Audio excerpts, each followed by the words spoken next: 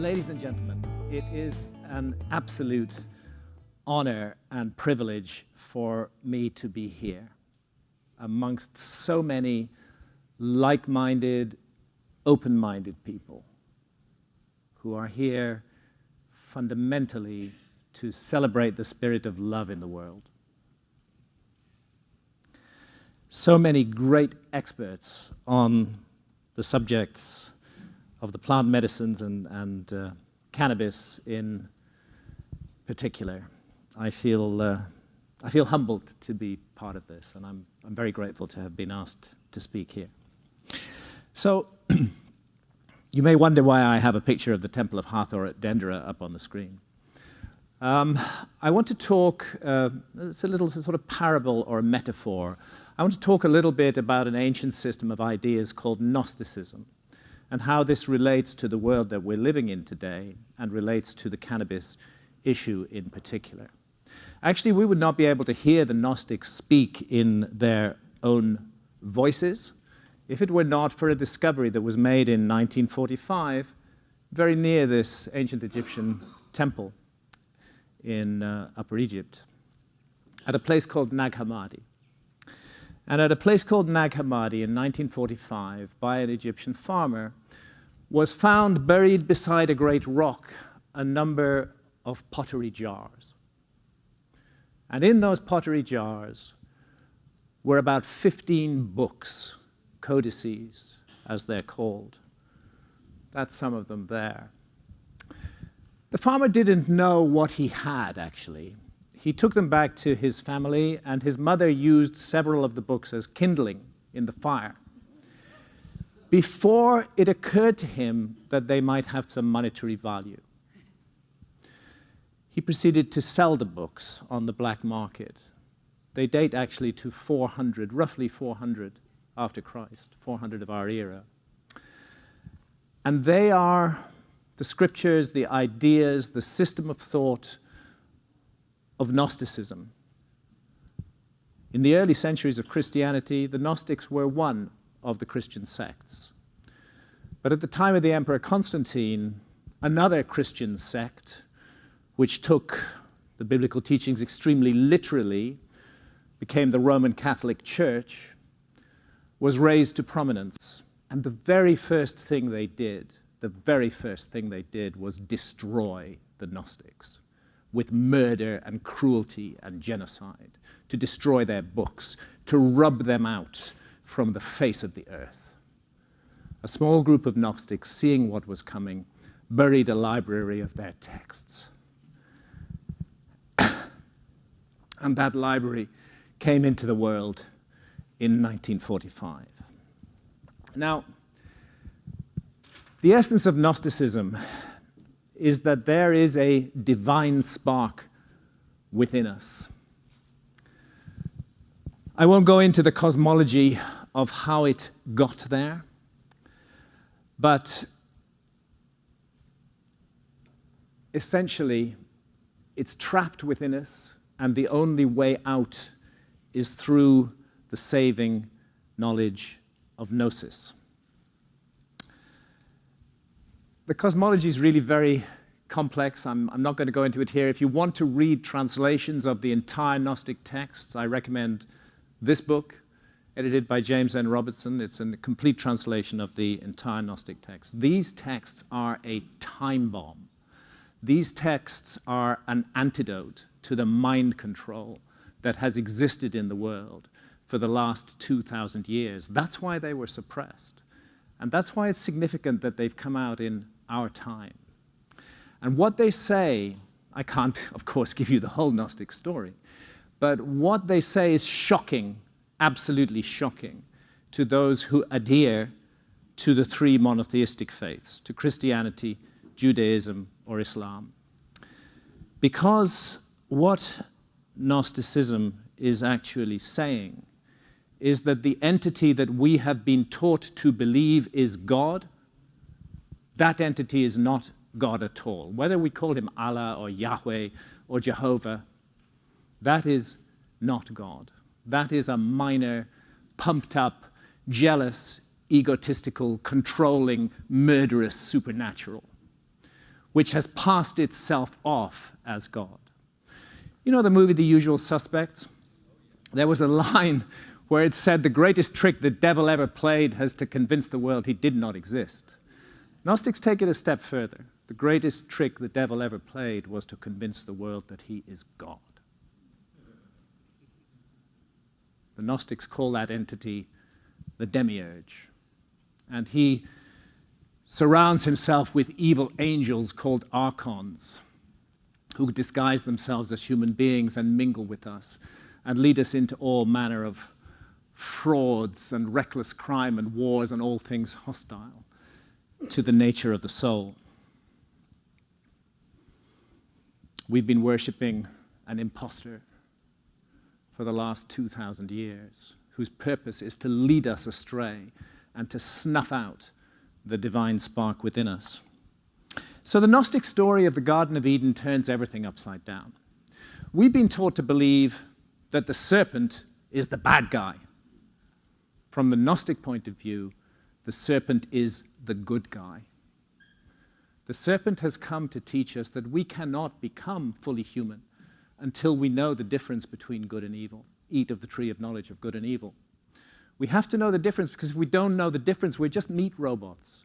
We're not making choices, and it's through our choices that we grow or shrink as beings. We have to have that choice, and that's what the serpent is bringing to Adam and Eve, saying, here is gnosis.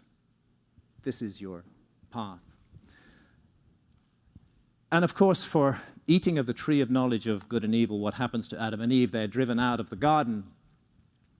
In a humiliating way, angels appear and beat them around. Those would be archons, by the way, and beat them about the bottoms with the flats of their swords and drive them out of the garden, to which they may never return, lest they discover the tree of life and become gods like us. That passage is actually in the book of Genesis. And another example, according to the Gnostics, the flood was not sent to punish evil. It was sent to snuff out the light that was growing in mankind. And the survivors were thrown into great distraction and into a life of toil, so that mankind might be occupied with worldly affairs and might not have the opportunity of being devoted to the Holy Spirit. Let's just imagine for a moment that in some way the Gnostics were right. If their scheme of things is correct, how might these archonic, these demiurgic forces manifest in the world today? Well, I would say that these are the ways they manifest. Through the three monotheistic faiths, which all talk the talk of peace and love, but down the generations they have walked the walk of fear and hatred and suspicion. Big Pharma, the big corporations, they're all about separating us from choice over ourselves, over the lives that we choose to lead. Big media. And of course, big government, the ultimate manifestation of archonic power in the 21st century. And all of this flourishing and controlling us how? Controlling us through consciousness. That's how you control human beings. You get hold of their consciousness and you lock it in chains. You shut it down. You close off that divine light within us and don't allow us to realize that it's there. So, this notion that archons are at work amongst us, enslaving our bodies, our souls, through the control of our consciousness, is helpful when we ask ourselves, why is it that some people are so fucking rabid, interfering, and punitive about other people's use of consciousness-altering drugs and plants, notably cannabis? I mean, we've had nearly 50 years of that evil and wicked enterprise called the war on drugs. So what is it that those in power are really afraid of? It's not altered states of consciousness as such, because we have lots of stuff that's part of our daily life that's there because it alters consciousness. I mean, I like the taste of coffee, but fundamentally I drink it to wake myself up. And what about booze, you know? The most boring drug on the planet. Truly a dangerous drug, too. Causes tens of thousands of deaths every year. Cirrhosis of the liver is a growing problem, particularly amongst young women from binge drinking. Women have smaller livers than men. The violence, the road accidents, just the sheer lack of decorum of the whole thing. And yet it's glorified in our society, promoted, advertised, associated with all sorts of desirable lifestyles. And yeah, I mean, a glass of wine can taste okay, but fundamentally we're not drinking that glass of wine for the taste. We're drinking it because of the alteration in consciousness it brings, that little buzz, that little chill out at the end of the day. It's a consciousness-altering drug. And then, of course, Big Pharma. Licensed to make billions of dollars every year, producing consciousness-altering drugs, which alter our consciousness in horrible ways, which shut us down and numb us and minimize us. I speak from experience. I had a long encounter with depression in the late 1990s and the early 2000s, and I was put onto Prozac and Ciroxat. Horrible, horrible drugs, dreadful drugs. It's the only time in my life when I tried to come off Ciroxat that I found myself seriously considering suicide. You know, Graham, it's just the best thing to do. Just get rid of yourself. That's when I realized my mind was being poisoned. And I worked very hard. It took me 6 months to get off those horrible drugs, but I got off them in the end. So why is it that Big Pharma, you know, I mean, these drugs are also dangerous. They're associated with suicides, large numbers of suicides. Why is Big Pharma allowed to do that, and yet we're persecuting and suppressing other consciousness-altering so-called drugs? Actually, we're incredibly complex, amazing. I mean, to be born in a human body, what a gift. What a gift from the universe. Many states of consciousness are available to us. But our society, what it particularly values is what I call the alert, problem-solving state of consciousness. And our society is very focused on that state of consciousness. Now, I'm not saying that there's no place for the alert, problem-solving state of consciousness. The alert, problem-solving state of consciousness definitely does have a place. I mean, to be honest, when I get on an airplane, I would like the pilot to be in an alert, problem-solving state of consciousness. And I would like him to stay that way until he lands me safely on the ground at the other end. After that, I don't care what his state of consciousness is. There is a place for it, but the problem I would suggest is our over-monopolistic focus upon it in our society, to the exclusion of all other states of consciousness. Even dreaming, for example. In the ancient world, dreams were considered a path to true knowledge, worthy and valuable in themselves. In our world, if you call someone a dreamer, well, you're insulting them. So I would say that it's plausible that, you know, alcohol, the antidepressants, caffeine, they're tolerated because they don't challenge, and actually they may support the dominance of the alert, problem-solving state of consciousness. That brief holiday from your alert, problem-solving state perhaps makes you more efficient as an alert problem solver. But cannabis and a number of other plant medicines, what they lead to is questioning of the established control system of our society and of the states of consciousness that serve it. And I suggest that is why these substances have been made illegal. And that is what those who run our world really fear. The waking up, the questioning of the population. So the alert, problem-solving state of consciousness is good for all this shit, you know? It's good for the military, it's good for politics, it's good for commerce, it's good for all of that. And it's made this kind of endless promise. If we just buy into that state of consciousness and commit to it fully, that the world will become a wonderful place. And that is such a lie. That is so dishonest. We can't even solve the problem of hunger in the world with all our alert problem-solving state of consciousness and all our resources, we yet cannot apply it to the fact that millions of people go to sleep hungry and starving every night, our brothers and sisters. We tolerate extraordinary pollution of this beautiful garden of a planet.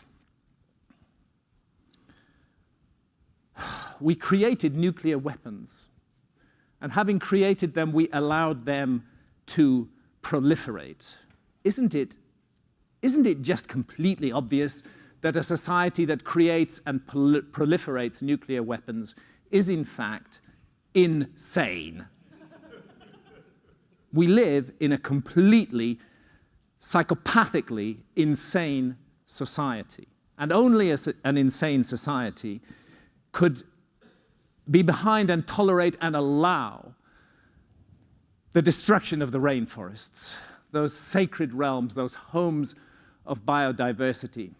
Destroyed what? For the pursuit of short-term profits. It's cattle ranching that is largely responsible for the destruction of the rainforest. Chop down that rainforest and, ranch cattle and grow soya beans to feed cattle so we can all eat hamburgers. What an incredibly bad deal that is.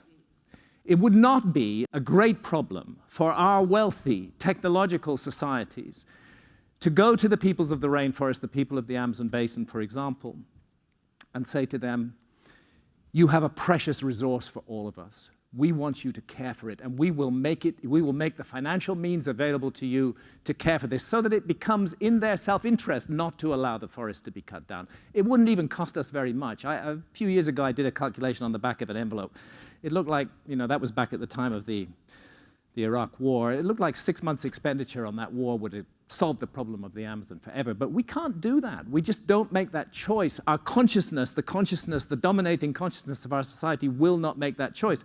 It's capable of raising countless trillions of dollars, just limitless, infinite amounts of money for this stuff, for warfare, for destruction, for ever more sophisticated ways to murder and slaughter one another and multiply human misery. And the forces behind this, well, they operate by manipulating fear and hatred and suspicion. Spread this all around the world, put us into a constant state of anxiety, which somehow justifies the insanity of investing massively in ways to destroy one another. And then, of course, we have the state, big government again, that ultimate manifestation of archonic power in the world today. The state that wants to take away all responsibility for us and to tell us everything that we must do.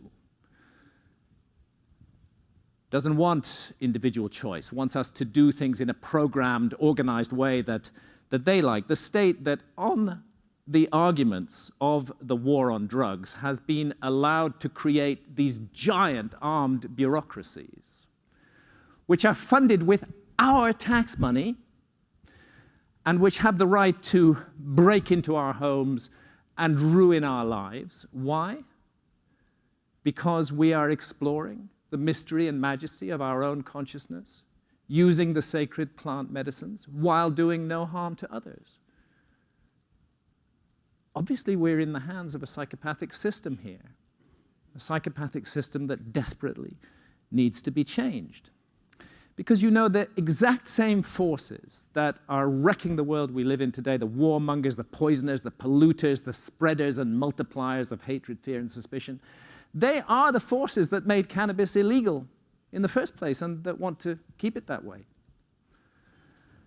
So I would say that a society's attitude towards cannabis and its behavior towards those adults who choose to use cannabis is actually an excellent litmus test for everything else in that society as well.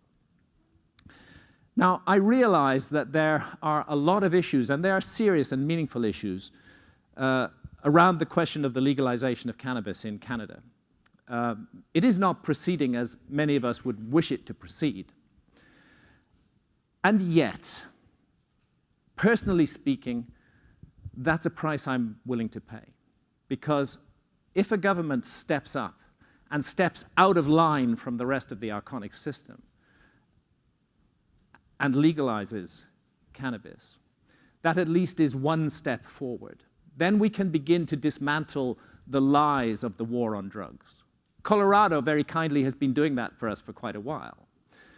You know, all the predictions of the chaos that would descend, the bloodbath, the road accidents, the murders, the suicides when cannabis was legalized in Colorado were all proved completely false.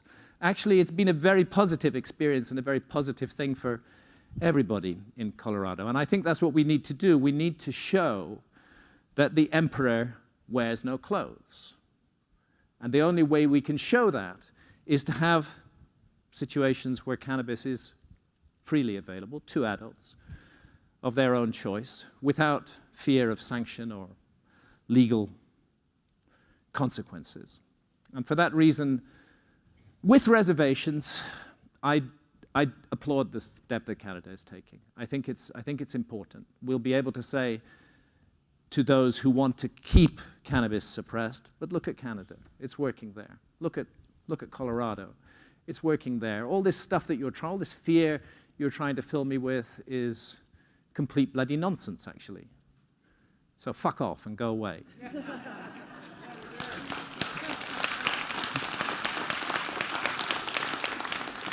And, you know, it's not actually an accident that it's around cannabis issues in the dominator cultures of the world today that we see the most effective initiatives of civil disobedience and the most effective questioning of the established control structure.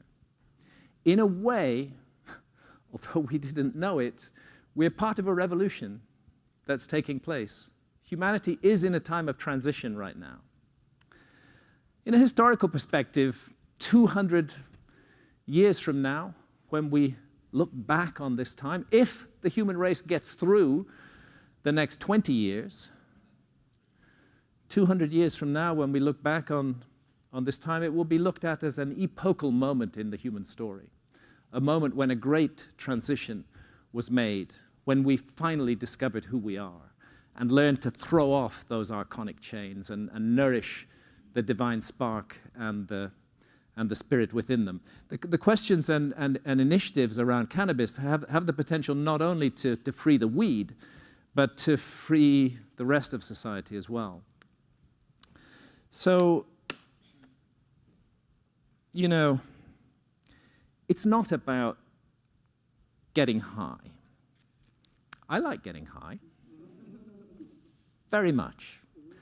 But it's not about that. The war on drugs, the drug warriors, they want to trivialize the issue. They want to say that it's, you know, that it's about a trivial and worthless thing, and that the downsides of it are so great that it's got to be kept illegal. A guy like Jeff Sessions, whose picture I showed at the beginning, is a classic example of that. Yeah. Dear God, I mean, what is that man doing as Attorney General of the United States?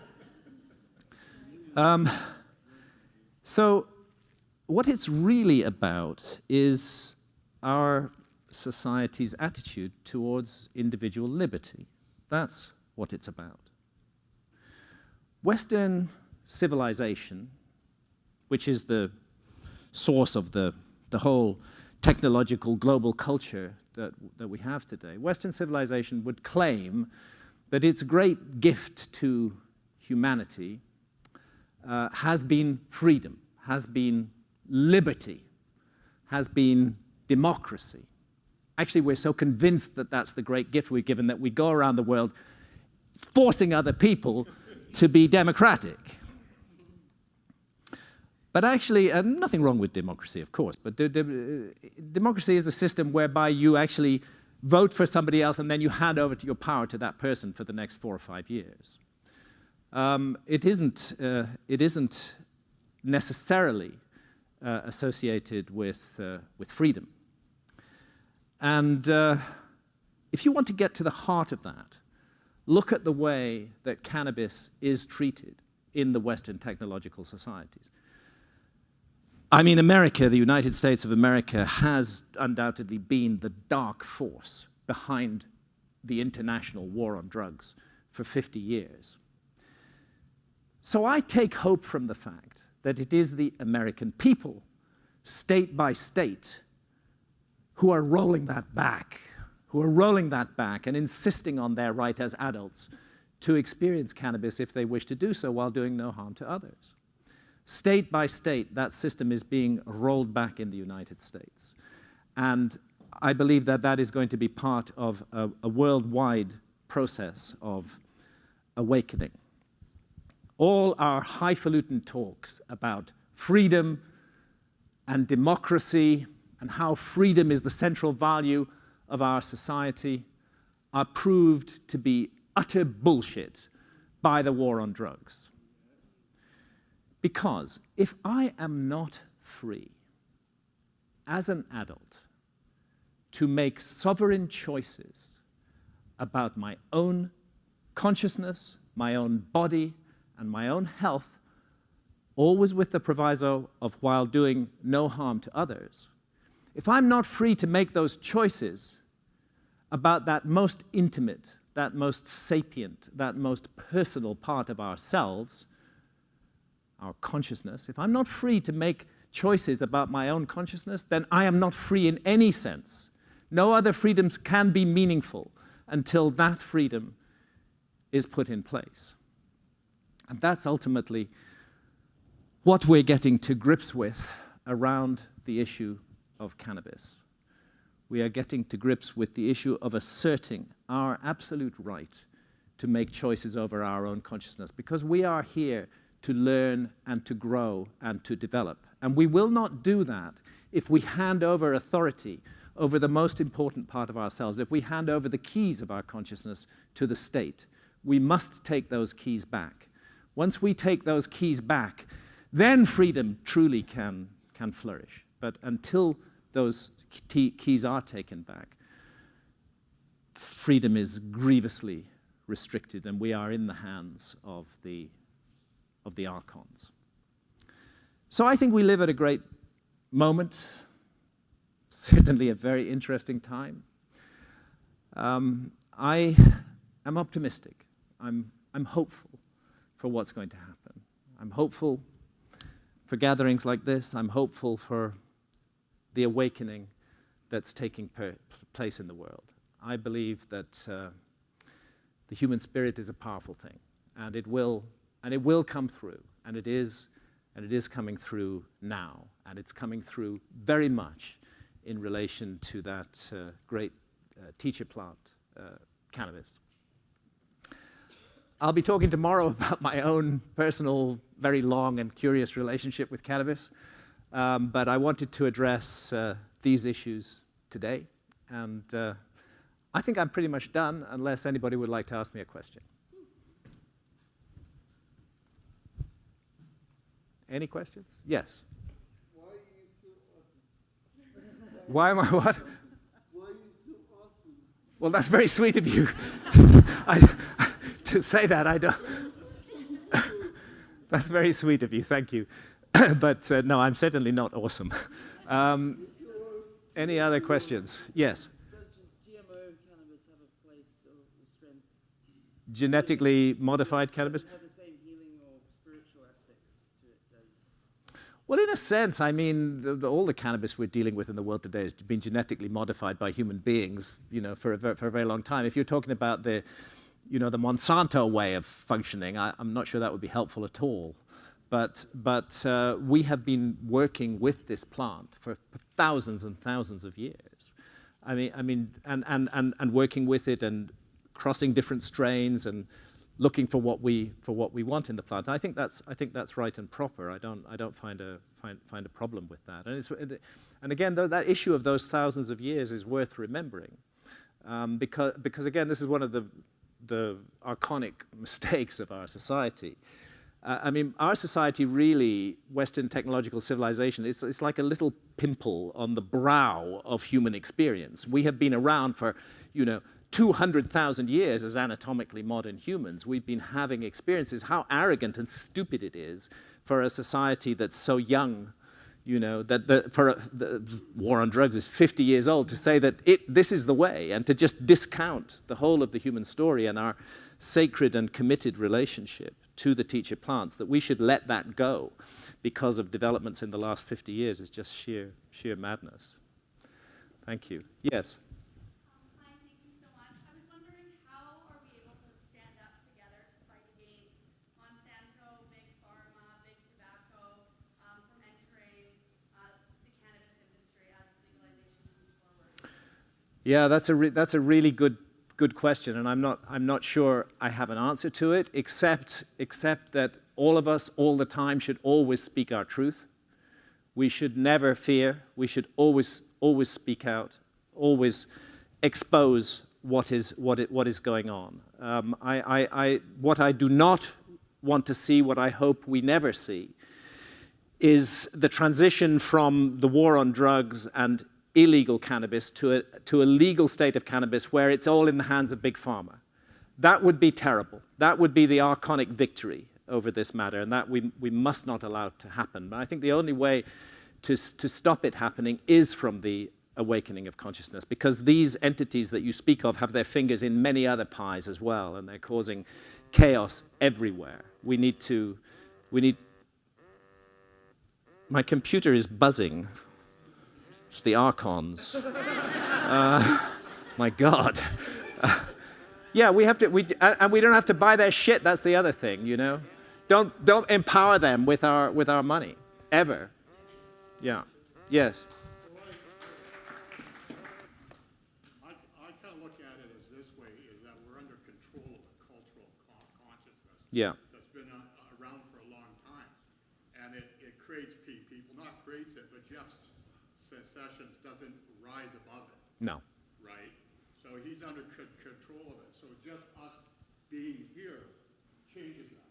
Yeah. And small groups of people linked together with your hearts will change that. Beautiful. Drumming, singing, love, song. Yeah. Yeah. Aho. We should never forget that we are powerful as small groups of people. That is the fact that we're outnumbered and outgunned doesn't mean we're going to lose in the end.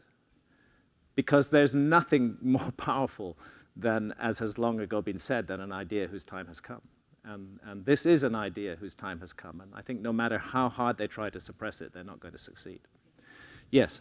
Can you address why Canada was other than Uruguay, is pretty much the first place to legalize it for recreation? Why is Canada the leader? Yeah, there's a few interesting countries. I mean, Spain and Portugal are pretty relaxed about cannabis. Holland has been for quite a long time, but not in a perfect way by any means. But why Canada? I'm not sure. I don't know. I don't know why that is. Sorry? I'm really proud that Canada's... I am proud that Canada's doing this too, because I know I've been engaging and looking in on some discussions about this. There's a lot of criticism of your Prime Minister, Trudeau, about the way that he's handling this. I don't know enough about Canadian politics to get involved, really. But what I do know is that on the international stage, at the level of heads of state and heads of government, he must be coming under an enormous amount of pressure not to do this. Especially with the Americans going the way they did politically. Yeah, exactly, with the political change in America, which threatens the legalization of cannabis in those states of America that have voted for it. I think it's a great thing that Canada has taken the lead in this respect. And as I said, it's part of that process of just showing that the emperor wears no clothes. That's what we need to do. Yeah. Okay, ladies and gentlemen, thank you very much. Thank you.